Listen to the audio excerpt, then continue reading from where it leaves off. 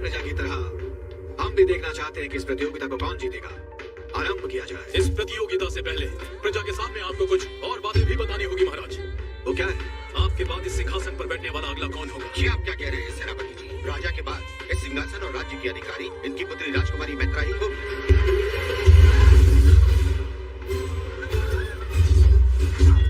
आज्ञा दीजिए महाराज। रुक जाओ भैरव, तुम्हारा इतना दुस्साहस, इसका कारण क्या है रणदेव? कारण है महाराज, ये इस राज्य को संभालेंगे जो स्वयं पर मुसीबत आते ही आंख बंद करके अपना बदन ढक ले। वो क्या तलवार उठाएंगी?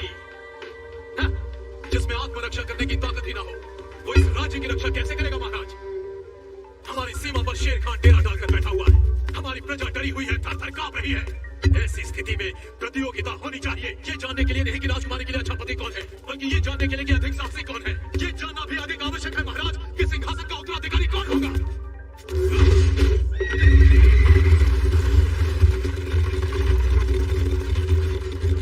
राजकुमारी मैत्रा उसी से विवाह करेगी जो चुनरी लाकर इनका और राज्य का गौरव बचाएगा। अगर किसी को आपत्ति हो तो हमें सूली पर लटका दे, नहीं तो हमारी चुनौती स्वीकार करें। अब कोई उपाय नहीं है महाराज, प्रजा आपके निर्णय की प्रतीक्षा कर रही है। स्वीकार है या नहीं? हमें स्वीकार है,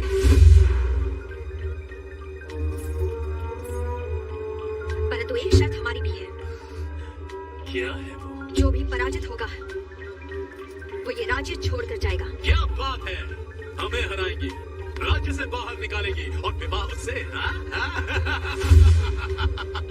वो यहाँ जीवित लौटेगा तब ना। इनको मैं इन्हें यहाँ जीवित लेकर आऊंगा राजकुमारी। आप अपनी आंखों से देखिएगा, जब शर्म के मारे ये इस राज्य को छोड़कर जाएंगे तो लोग इन पर थूकेंगे।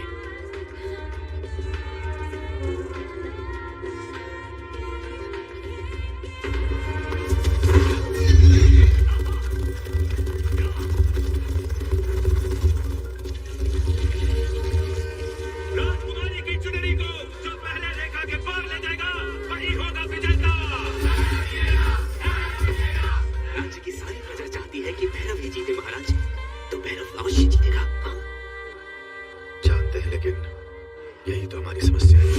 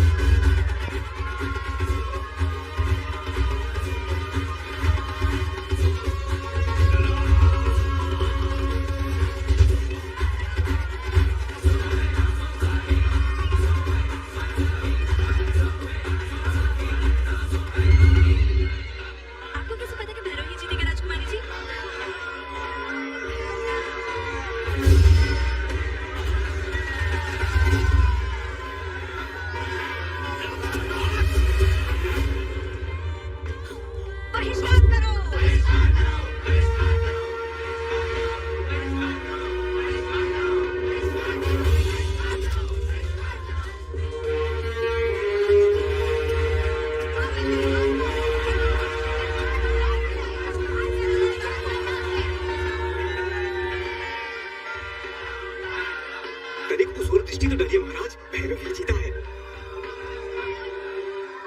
भैरव ही जीतेगा, ये हम जानते थे महामंत्री। तो फिर दुखी क्यों हो रहे हैं महाराज? राजकुमारी जी भी तो उन्हें ही प्रेम करती हैं। देखिए तो उन्हें, उनके चेहरे से कितना आनंद झलक रहा है। हम भी ये खुशी देख रहे हैं, पर ये भी देख रहे हैं कि वो जल्दी ही विधवा हो जाएगी। महाराज, काल भैरव उस कबीले से है जिसका हर आदमी अपनी जान इस राज्य पर न्यौछावर कर देता है। कोई भी 30 वर्ष से अधिक जीवित नहीं रहता। शेर खान से लड़ते हुए मरना इसके भाग्य में लिखा है। ये जानते हुए भी हमने ये विवाह करवा दिया तो जीवन भर हम अपनी बेटी को विधवा ही देखते रहेंगे। राजगुरु ने ये भविष्यवाणी पहले ही कर दी है।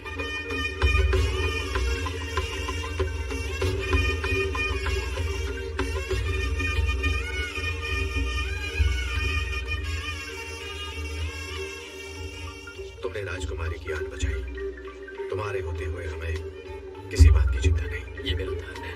राज्य के लिए तो मैं अपने प्राण भी अर्पण कर सकता हूँ। राज्य के लिए तो तुम अपने प्राण भी त्याग सकते हो, पर क्या राजकुमारी को त्याग नहीं सकती? महाराज, एक महाराज नहीं, मैत्र का पिता तुम्हारे सामने भीख मांगता है।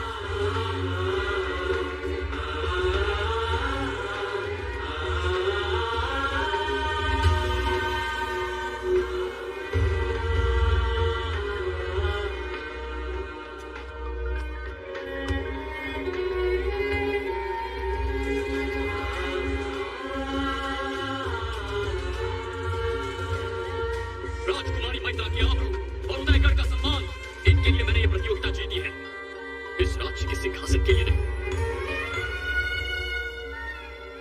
मैं एक सैनिक हूं और वही रहूंगा।